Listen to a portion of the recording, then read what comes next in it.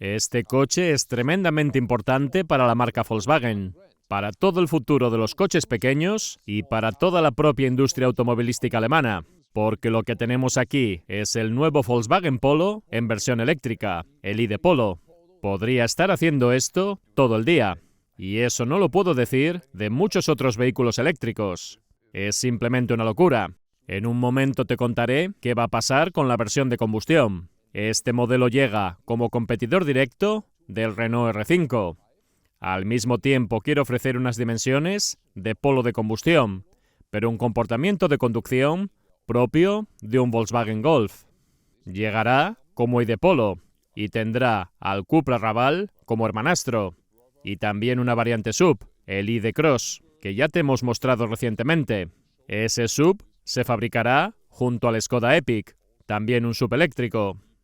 Con este coche van a estrenar un interior completamente nuevo en Volkswagen, volviendo a las raíces, a los valores esenciales de la marca, mandos físicos, ruedas de verdad y todo ese enfoque clásico a nivel de diseño de interiores.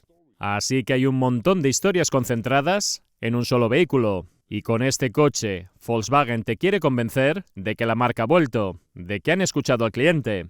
Hoy vamos a comprobar, con la primera prueba en exclusiva, algunos detalles del interior y los datos y las cifras más importantes del Volkswagen Polo eléctrico, el ID Polo, como se llamará a partir de ahora.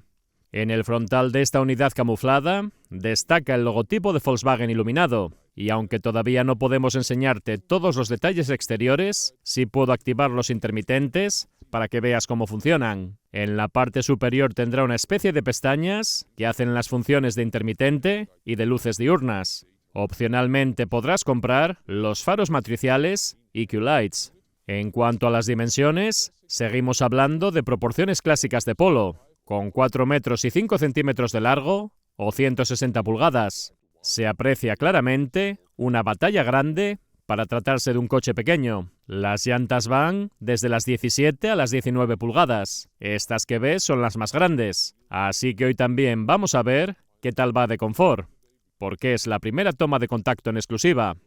El capó delantero es muy corto, pero han abandonado el diseño típico de los modelos ID que conocíamos hasta ahora. Aquí regresan a un lenguaje de diseño más clásico de coche de combustión. No es esa idea de que tiene que parecer eléctrico. La gente no demanda eso, simplemente quieren un diseño sólido y bien resuelto. Eso es lo que están recuperando. Las puertas mantienen unos tiradores clásicos en el exterior, algo que para mí es muy importante. Es más sencillo, más seguro y no tiene nada malo en términos aerodinámicos. Las manetas traseras están integradas de tal forma que la apertura queda un poco escondida visualmente, pero es siempre un coche de 5 puertas. La tracción es siempre delantera, otro punto clave. En la zaga, los pilotos presentan unos elementos rectangulares redondeados bastante atractivos. Además, el logotipo de Volkswagen en el portón se iluminará en rojo. En el eje trasero encontramos un esquema de eje torsional. Sí, es menos sofisticado en términos de confort de suspensión si lo comparamos con un eje multibrazo, pero en unos instantes veremos cómo se comporta al conducirlo. La ventaja del eje torsional es que permite liberar muchísimo espacio en el interior. En un momento, cuando abramos el maletero, verás a lo que me refiero, y te prometo que va a ser espectacular. Pasando a la parte técnica, la suspensión fija es de serie. Más adelante se espera una suspensión deportiva, probablemente en el acabado R-Line, y también se podrá equipar opcionalmente la suspensión adaptativa DCC. Esa irá en exclusiva asociada a la versión GTI, que además tendrá un aspecto muy llamativo. Ya podemos enseñarte algunas imágenes del concept para que intuyas por dónde irá la parte estética. En cuanto a las potencias, tendremos desde 116 hasta 226 caballos para el GTI. La unidad que vamos a conducir hoy tiene 211 caballos. No es el GTI, pero sí una de las versiones más potentes. Y esas variantes más potentes se combinarán siempre con la batería más grande. La batería grande ofrece 52 kWh netos, tipo NMC. Habrá también una batería pequeña de 37 kWh netos con química LFP. La mayoría de los clientes probablemente optarán por la batería grande y la cifra de autonomía WLTP anunciada es de 450 kilómetros. Pero eso será en un uso casi exclusivamente urbano. Si haces también autopista, la cifra real será bastante menor. Yo esperaría quizá 280 kilómetros aproximadamente, unas 180 millas. La toma de carga está en el lateral delantero del lado del pasajero, una posición curiosa. Admite 11 kilovatios en corriente alterna y con la batería grande hasta 130 kilovatios en corriente continua. Tarda 23 minutos en pasar del 10 al 80% de estado de carga en la batería grande, la batería de 52 kilovatios hora. ¿Habrá maletero o no? No hay Frank.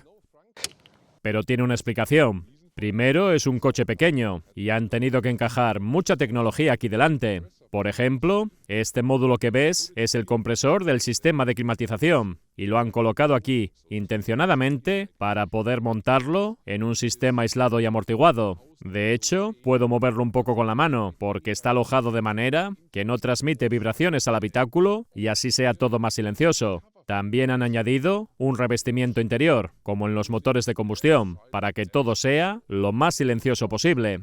El ID.Cross, que será su hermano SUV algo más grande sobre esta plataforma, sí tendrá un pequeño maletero delante. ¿Y qué pasa con el Volkswagen Polo de combustión? Seguirá disponible en paralelo, por ahora. Lo que nos dicen a día de hoy es que no habrá más inversiones futuras en el Polo de combustión. Es decir, ¿seguirá a la venta? Sí, pero toda la inversión se dirige a la plataforma eléctrica. No habrá una nueva generación de Polo térmico, al menos eso es lo que afirman hoy. Mientras que la gente siga comprando el Polo de combustión, seguirá disponible. Y también será muy interesante comparar cómo se siente dinámicamente frente a este eléctrico. Ahora, el primer adelanto del interior del nuevo Polo, el ID Polo. De momento no podemos mostrarte todo el salpicadero, pero sí vemos ya que el volante tiene parte superior e inferior achatadas y en conjunto es bastante grande si lo comparamos con el de algunos rivales como el Renault R5. Esta unidad también lleva techo panorámico, pero por ahora el panel de cristal está cubierto con un vinilo que no deja ver desde dentro. Ya podemos ver que contará con una cortinilla que reduce algo el ruido y que servirá de protección frente al sol. De serie empezará con un techo fijo normal. Con mi altura de 1,89 m aproximadamente, todavía me sobra algo de espacio para la cabeza. Tendremos mandos físicos para la climatización, una serie de botones y selectores para ajustar la temperatura fácilmente mientras te concentras en la carretera. ¿Habrá una pantalla central grande? Sí, pero no tendrás que hacerlo todo desde la pantalla táctil. Los mandos físicos están de vuelta en Volkswagen. También el selector de marchas será muy sencillo, como el del ID.7, con drive y reversa y demás, que hace fácil seleccionar la marcha. Y en el volante también recuperamos los botones físicos reales. Pasando a las plazas traseras, este coche está homologado para 5 ocupantes, con la plaza central, pero lógicamente el espacio es limitado, como la longitud exterior. Cuando yo conduzco como adulto alto, no queda demasiado sitio aquí. Es solo 4 metros de coche. Sobre la cabeza, el cristal del techo no se prolonga del todo hacia atrás, pero después se eleva un poco nuevamente, lo que me permite sentarme sin mayor problema. No es un coche muy ideal para 4 adultos muy altos, pero teóricamente es posible jugando un poco con la postura y con las piernas. En la parte baja hay 2 tomas USB-C y el suelo es prácticamente plano. Ahora podemos echar un vistazo exclusivo al maletero del nuevo ID Polo.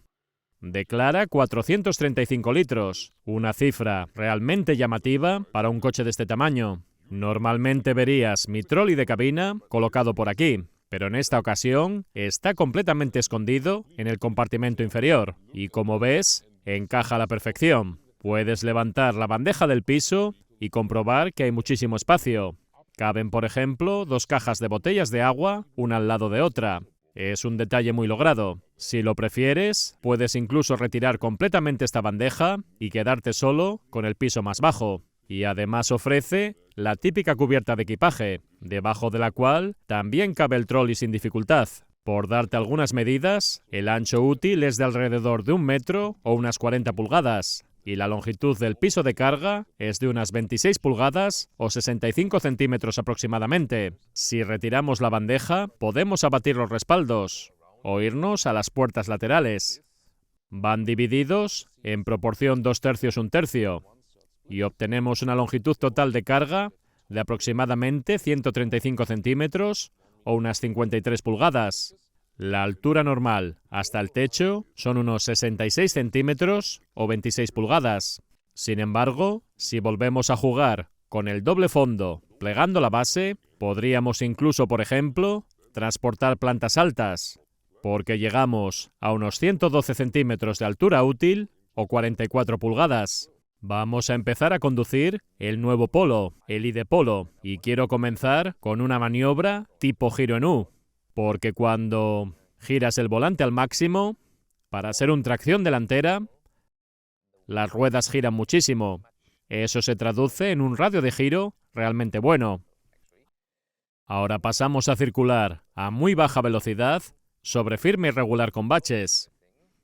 Como te decía, llevamos llantas de 19 pulgadas, pero quiero comprobar cómo de cómodo se siente aún así.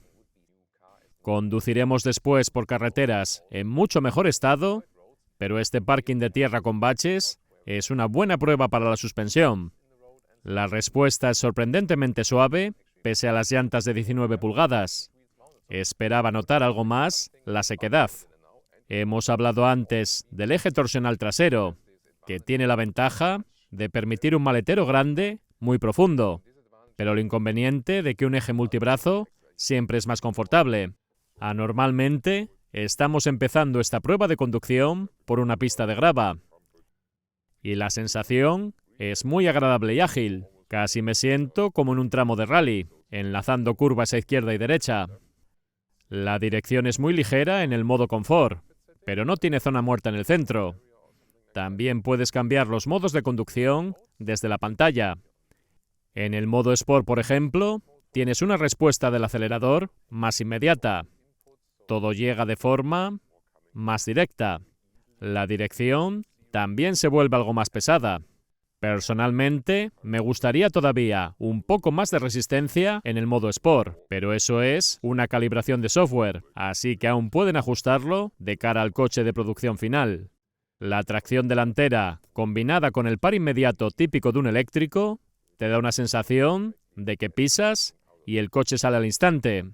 El firme bacheado no supone un problema. Notas que el tarado es más bien firme, tirando a deportivo, pero sin llegar a ser incómodo. Si hablamos del puesto de conducción, la posición del asiento también es muy cómoda para adultos altos, y no siempre ocurre en coches de este tamaño. Ahora pasamos a la carretera, donde nos espera la primera rotonda y aplico los frenos. Al frenar, el sistema utiliza casi siempre la frenada regenerativa. En la mayoría de las situaciones, apenas usarás los frenos de fricción. Ahí vamos. Tiene buen empuje porque no es muy pesado. Está en unos 1.650 kilos. Y si aceleramos fuerte, pese a que pisé con ganas, no he perdido el control del volante en ningún momento.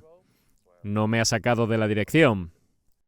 Nos dirigimos ahora a la autopista para poder circular un poco más rápido. La realidad es que aún no te puedo mostrar todavía la instrumentación, pero sí puedo contarte cómo se siente. Ahora vamos a salir desde 50 hasta 80. Y adelante. Ya está. La respuesta que ofrece es muy solvente. Ahora nos salimos de la autopista y ya te digo que es un coche muy divertido de conducir. Tiene un comportamiento muy neutro y es muy estable.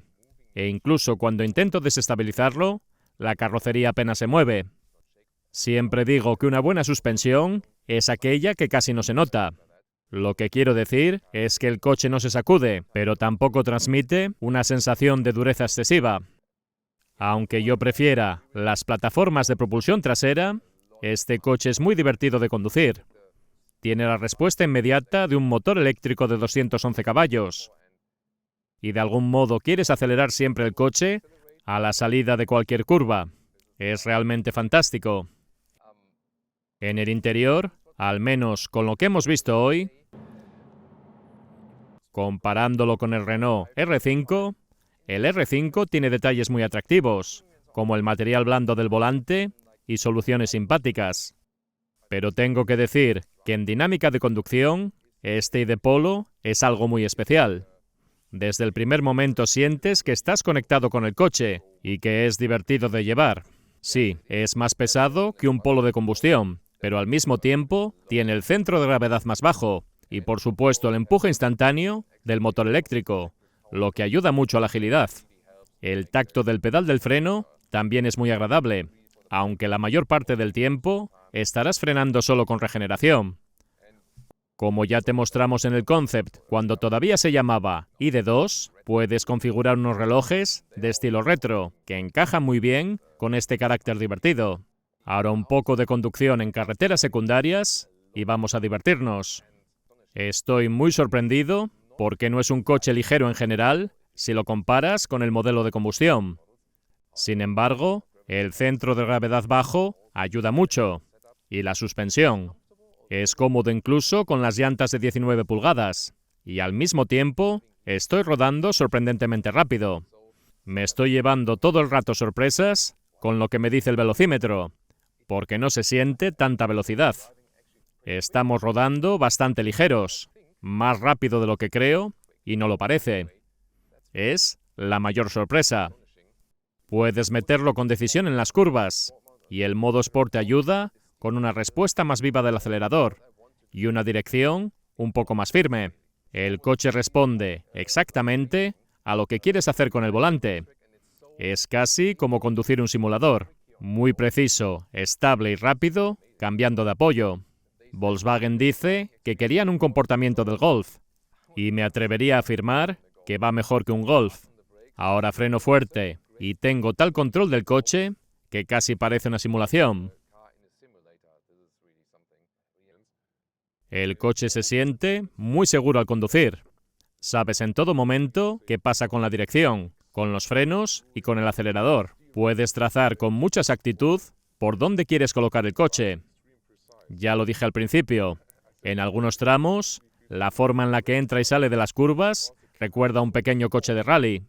Es un coche tan pequeño que refuerza esa sensación de lo pongo exactamente donde quiero.